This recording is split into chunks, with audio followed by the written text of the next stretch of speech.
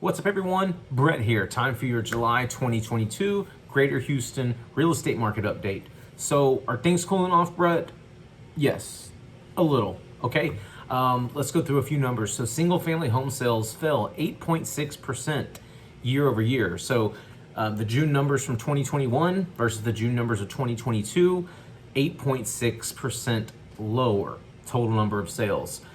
Third biggest declines of 2022. Okay, the market, it's beginning a long anticipated cool down, and we all knew it was coming. Still a seller's market, but some things are going on, and it's a little, it was due. So close to original price ratio. So if I list a home for $300,000, rare, what's it getting? 100.1% of asking price.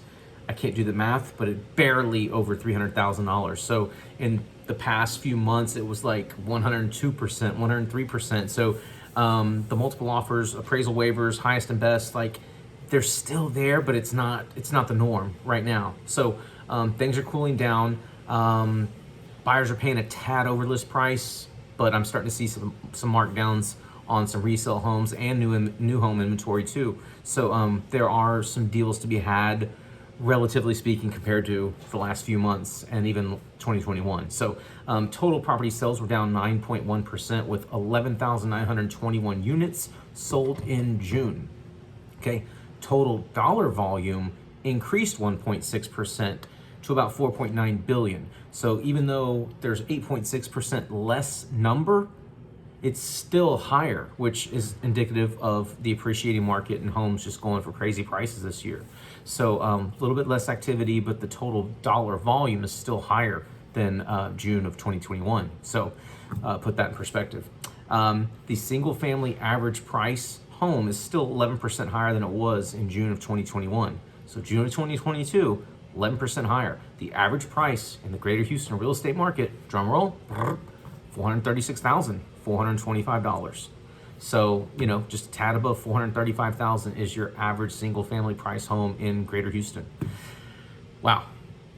Single family home months inventory registered a 2-month supply, up from 1.4 months a year earlier.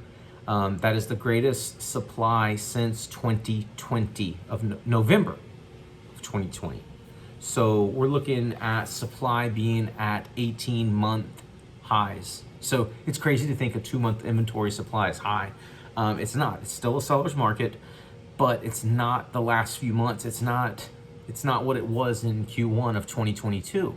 So we have to pivot.